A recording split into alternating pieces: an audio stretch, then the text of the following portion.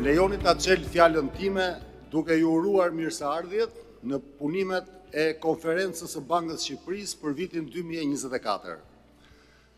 Gjithashtu përfitoj nga rasti për të përgëzuar bashkëpunëtoren e kësaj konference, shoqatën shqiptare të bankave, në përvjetorin e 25 të krijimit të saj. Kjo konferencë e 17-a në llojin e vet, është një moment i rëndësishëm në kalendarin e punës tonë dhe komunikimit me partnerët tanë institucional, profesionistët e fushës, si dhe me publikun e gjerë.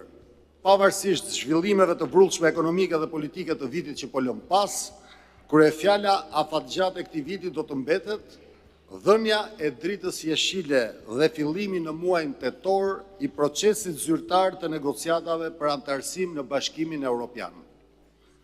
Për këtë arsye, punimet e kësaj konference kemi vendosur t'ia dedikojmë rolit që kanë në procesin e integrimit bankat qendrore dhe sektori bankar. Ka një ndryshim historik këtë herë ulja jonë në këtë sallë të kësaj konference. Asnjëherë më parë nuk kemi qenë kaq afër sa tani me atë pjesë të civilizimit, ekonomisë avangard, shoqërisë së lirë, ku pozicioni ynë gjeografik na ka vendosur, Bashkimin Evropian. Është ky moment që kësaj konference jep një vlerë të veçantë dhe rrit interesin ton maksimalisht. Sfida është politike, shoqërore, administrative dhe ekonomike. Me këto në mendje dhe në prioritet të punës sonë, dakordsuam me Bankën e Shqipërisë për të organizuar këtë konferencë me qëllim të prezantimit të sfidave tona kryesore. Ne jemi plotësisht të vetëdijshëm se sfida e integrimit të industrisë bankare nëpërmjet plotësimit dhe zbatimit të kuadrit ligjor dhe rregullativ të BE-s dhe institucionet e saj do përfshihen të gjithëve ne, qeverisë, ligjvënësit, Bankës së Shqipërisë, Agjencisë së Sigurimit të Depozitave, Mbrojtjes së të dhënave personale, Njësisë së Inteligjencës Financiare dhe bankave. Lejoni t'ju përgëzoj, nderuar guvernator, për faktin që Shqipëria do të jetë antare në tregun unik të pagesave në euro, SEPA, një arritje që meriton të theksohet dhe të vihet ndukje. Mund themi me plot gojën që Shqipëria i ka të gjitha mundësitë që brenda një periudhe të shkurtër kohore të tregojë dhe të dëshmojë që është në gjendje ti përmbush të gjithë këto angazhime, të gjithë këto reforma, në mënyrë që ajo ndër e ka hershme shqiptarëve bëhet realitet, sikundër e kemi deklaruar në vitin 2030. Në këtë rrugtim, drejt familjes europiane, sigurisht që roli i Bankës së Shqipërisë, sistemit bankar dhe institucioneve financiare është shumë i rëndësishëm. Në mendimin tim, në 3 drejtime kryesore. Së pari, në lidhje me qeverisjen ekonomike dhe qeverisjen e transformimit ekonomik të vendit drejt antarësimit në Bashkimin Evropian.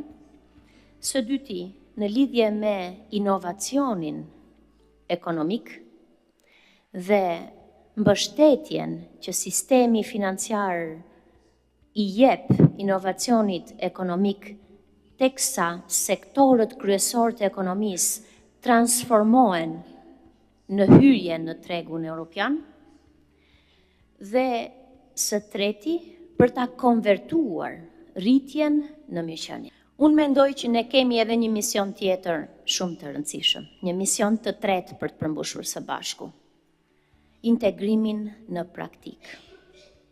Rruga drejt integrimit evropian kërkon që si politikat fiskale, ashtu dhe ato monetare të jenë të harmonizuara për të siguruar që zhvillimi ekonomik i vendit të jetë jo vetëm pozitiv, por edhe i qëndrueshëm. Në këtë kontekst, gjej me vend që të përgëzoj dhe punën e bërë nga ana e Bankës së Shqipërisë, e cila ka arritur të ushtrojë me eficiencë dhe përgjegjshmëri rolin e saj rregullator. Vetë sistemi bankar si aktor primar, por edhe shoqata shqiptare e bankave si një mekanizëm efektiv koordinues dhe promovues, po kontribuojnë për një zhvillim të qëndrueshëm të sistemit bankar, si dhe për promovimin e standardeve më të mira në fushën e bankingut. We had very interesting discussions today. I have been coming here for 35 years, and I must say I'm very impressed by the progress that have been made in what, by the measurement of history, is just a blink of an eye. Albania has come a very long way, not least in the financial sector, banking system, modern central bank. And we discussed what are the priorities, the reforms needed to build on this considerable progress going forward, and to speed up the convergence with the EU and EU membership. There were many insightful observations. One that sticks in my mind is the importance of preserving central bank independence, allowing the central bank to continue with its inflation target in the context of flexible exchange rate. This is very important that the central bank has that independence to continue its focus on controlling inflation. The conference focuses on a timely and important topic for Albania. Albania just opened formal negotiations with the EU on EU accession, and monetary and financial sector policies are key to economic stability and growth. So having a sound underpinning for those policies will be crucial as Albania goes through the accession process, and the conference appropriately focuses on that.